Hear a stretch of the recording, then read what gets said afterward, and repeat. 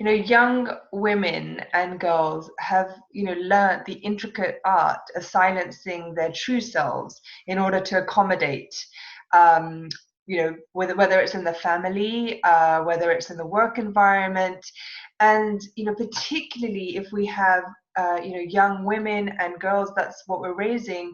How do we empower them to respect other voices in the room, but also maintain their own?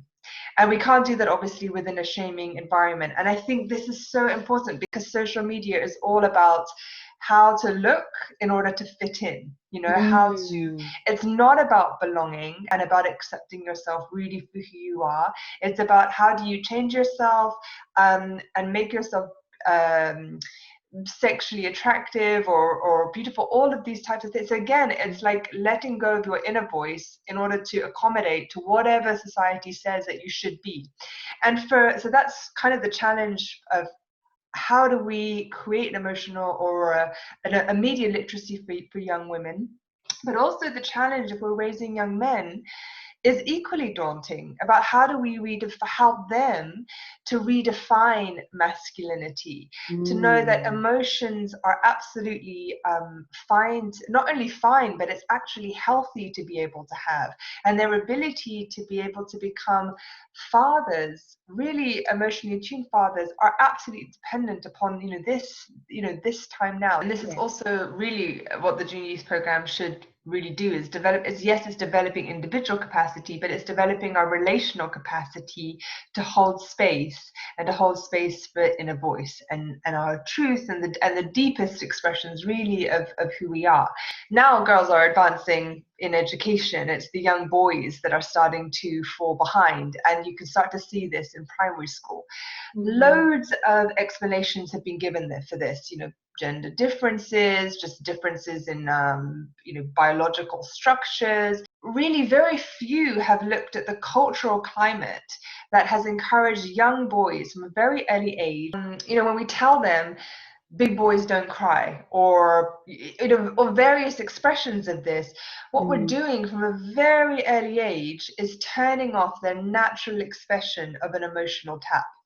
This manifests then in depression, anxiety, behavioral issues. And these are all the things that we're starting to see in young boys in primary schools here, at least in the global north, are behavioral problems.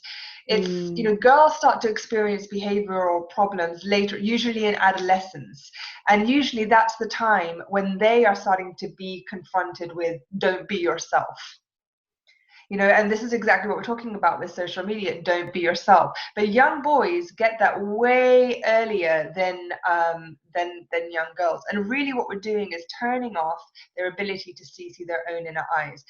That eventually comes out in aggression, in not being an emotionally sort of like supportive husband, or it comes out in all of these types of ways.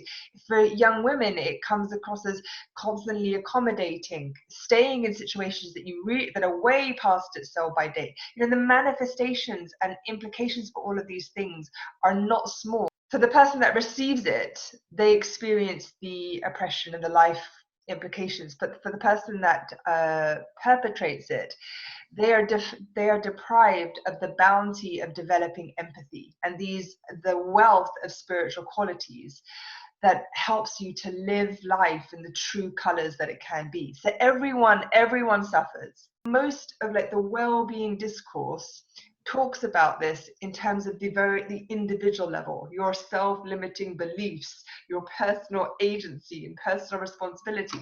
We are interconnected. How we learn about ourselves, how a child learns about themselves, is in relationships. How human beings learn about ourselves is in relationships. Shame is powerful. Is it healthy? Does it contribute to a functioning human body? Absolutely not. And as we continue to use these patterns of behavior, these relationships of zero-sum power, the social body of humanity just becomes more and more sick. We as an evolving human race need to rethink our parenting tactics now. We're at this really great time where we have all these connections at our disposal, and we can have these consultations as parents and say, okay, there is that number one job of a parent is to guide and educate, and we are the children's first educators. What does that look like in this model where we are, where their voices are being heard and not minimized and not diminished? That is cooperative, that is shame-free.